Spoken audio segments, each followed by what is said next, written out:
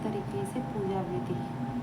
आज सावन का दूसरा सोमवार है, तो आप लोगों को पहले चौकी लगानी है, कपड़ा बिछाना है, उस पर साफ, कोई ज़रूरी नहीं है कपड़ा कैसा भी हो, बस काला और सफ़ेद ना हो। भगवान को सामने विराजमान करना है, थोड़े फूल लेने हैं, 1 लोटा जल लेना है, घी का दीपक, अगर फल हो तो फल रख लीजिए, मिठाई में कोई सी भी मिठाई रख लीजिए, कोई ज़रूरी नहीं है कि लड्डू हो, पेड़े हो, पेठा हो, कुछ भी जो भी हो। घर में अगर वो भी नहीं है तो थोड़ी सी खीर बना लीजिए। अब चलते हैं हम सबसे पहले भगवान शिव के सामने दीपक जलाएंगे, स्टार्ट करते हैं। उसके बाद में आज सावन का दूसरा सोमवार है, तो भगवान शिव की कथा पढ़ेंगे।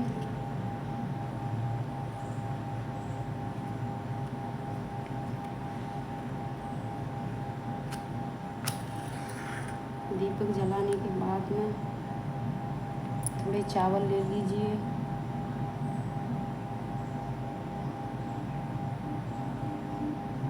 थोड़ा सिंदूर हो, 2 लौंग, ये हम पहले भगवान को फूल चढ़ा देते हैं।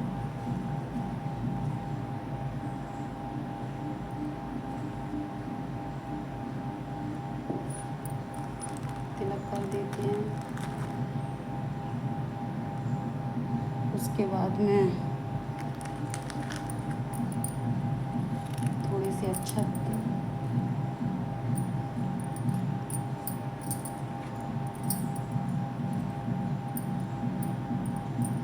थोड़ा मीठा अर्पित कर देते हैं।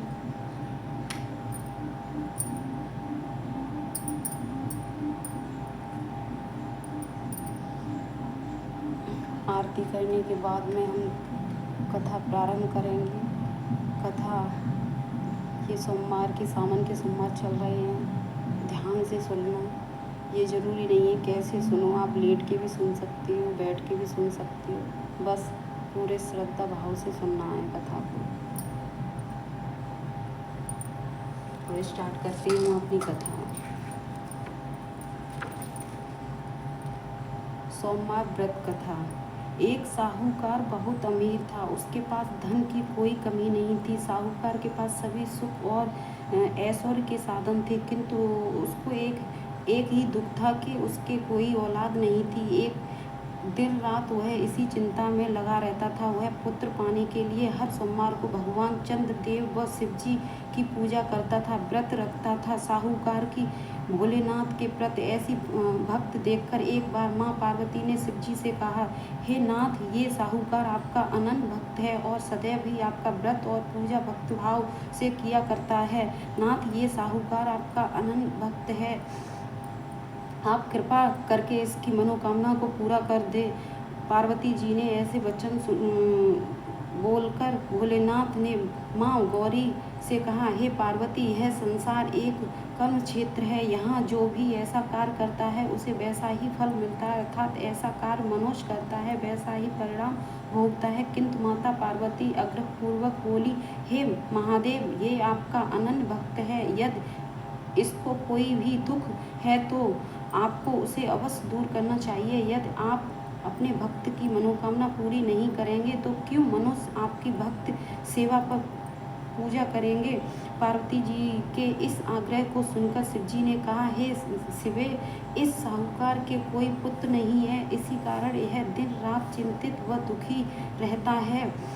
इसके भाग्य में संतान न होने पर भी ये इसे पुत्र प्राप्त के लिए वरदान देता हूँ, किंतु इसका पुत्र केवल 12 वर्ष तक ही जीवित रह सकता, इसके बाद वह मर जाएगा। इससे अधिक मैं इस साहूकार के लिए कुछ नहीं कर सकता। यह सब बातें साहूकार सुन रहा था। उसे यह सारी बातें सुनकर न कोई खुशी हुई और न कोई दुख।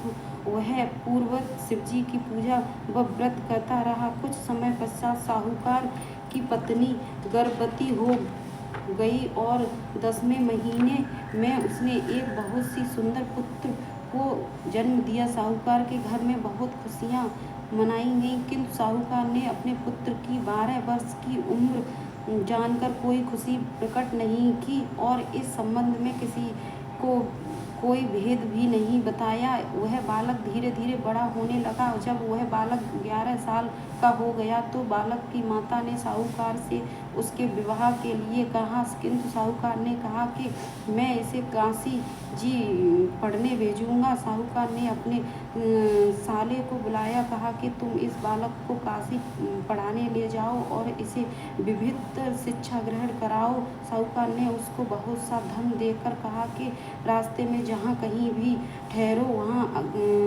यज्ञ और ब्राह्मणों को भोजन कराते जाना। इस प्रकार वह दोनों मामा भांजे रास्ते में यज्ञ करते, दान देते और ब्राह्मणों को भोजन कराते जा रहे थे। रास्ते में एक शहर पड़ा।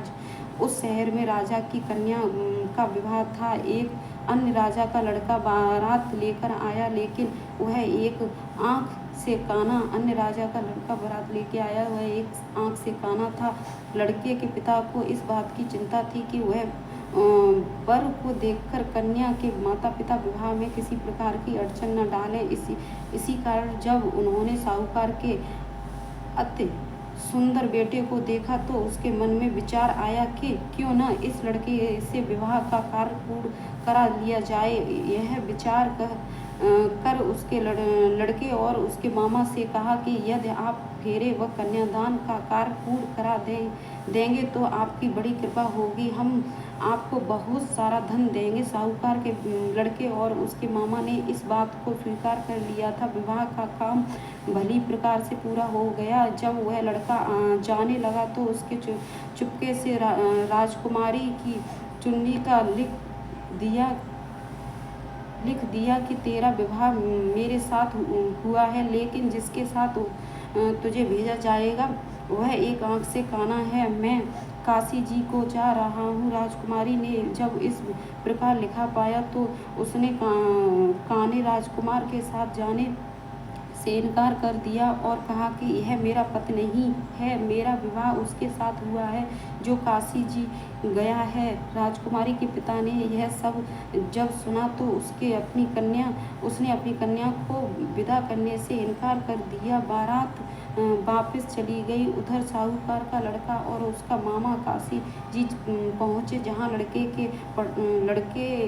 ने पढ़ना शुरू किया तथा उसका अतिरिक्त समय मामा भांजे यज्ञ दानादि में व्यतीत करने लगे। इस प्रकार कई महीने बीत गए। जब लड़का 12 साल का हुआ तो उस दिन लड़के के मामा ने यज्ञ का आयोजन कर रखा था। अचानक ही लड़के की तबीयत खराब हो गई। लड़के के मामा ने कहा कि अंदर जाकर सो जाओ। लड़का अंदर जाकर सो गया। थोड़ी देर पश्चात लड़का मर गया। जब लड़के के मामा ने देखा कि वह मर गया तो वह बहुत दुखी हुआ। उसने सोचा कि पहले यज्ञ पूरा कर लूँ तब कुछ सोचूंगा। लड़के के मामा ने यज्ञ पूरा किया और फिर रोना प्रारंभ कर दिया। वह बहुत जोर जोर से रो रहा था।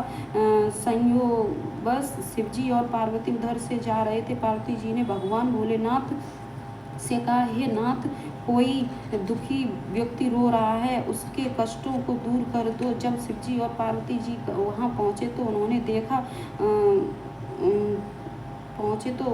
देखा कि वहाँ पर वह एक लड़का मरा हुआ पड़ा था। तब पार्वती ने देखते ही लड़के को पहचान लिया। पार्वती जी ने लड़के के मरने का कारण पूछा तो भोलेनाथ ने बताया, हे गौरी, इस लड़के की आयु इतनी ही थी, ये अपनी आयु पूरी कर चुका है। तब पार्वती जी ने विनम्रता पूर्वक कहा, महाराज, कृपा करके आप इस लड़के को जीवित कर दीजिए, नहीं तो इसके माता पिता इसके वियोग में तड़प तड़प कर अपनी जान दे देंगे। माता पार्वती की बात सुनकर शिवजी ने लड़के को पुनः जीवित कर दिया। शिवजी की कृपा से लड़का जीवित हो गया। शिव शंकर पार्वती जी शिव धाम चले गए। शिक्षा पूरी होने पर लड़का और उसका मामा पहले की तरह यज्ञ करते, ब्राह्मणों को भोजन तथा दक्षिणा देते हुए अपने घर की ओर चल दिए। रास्ते में दोनों उसी शहर में आए जहाँ पर उस लड़के की शादी हुई थी। वहाँ पहुँचकर दोनों ने यज्ञ करना शुरू कर दिया। जब वे दोनों यज्ञ कर रहे थे तो उस लड़के के ससुर यानी वहाँ के राजा ने, जो उधर से घोड़े पर बैठकर अपने सेवकों के साथ जा रहा था, उसने लड़के को पहचान लिया। राजा ने महल में ले जाकर दोनों की खूब सेवा की। कुछ समय राजा ने महल में रहने के बाद लड़के ने राजा से जाने की आज्ञा ली। राजा ने अपनी लड़की को लड़के के साथ विदा किया और साथ में बहुत सा धन एवं दास दासियों को भी भेजा। जब वे अपने शहर में आए तो लड़के के मामा ने कहा, पहले मैं तुम्हारे माता पिता को तुम्हारे आने की खबर सुना आता हूँ, तब तक तुम पत्नी सहित यहाँ आराम करो। ऐसा कहकर लड़के के मामा साहूकार को अपने पुत्र के आने की खबर देने चला गया। घर आकर उसने देखा कि उसके बहन और बहनोई छत पर बैठे हुए थे और उन्होंने यह प्रण कर रखा था कि यदि उसका बेटा जीवित लौट आया तो वह छत से नीचे उतर जाएंगे, नहीं तो छत से कूदकर अपने प्राण त्याग देंगे। लड़के के मामा ने जब यह समाचार उन्हें सुनाया कि उनका लड़का जीवित लौट आया है तो उन्हें विश्वास नहीं हुआ। तब उसके मामा ने शपथ खाकर कहा कि आपका पुत्र अपनी स्त्री और बहुत से धन और दास दासियों सहित घर आया है। तब साहूकार और उसकी पत्नी छत से नीचे उतर आए तथा प्रशंसा के साथ अपने बेटे और बहू का स्वागत किया।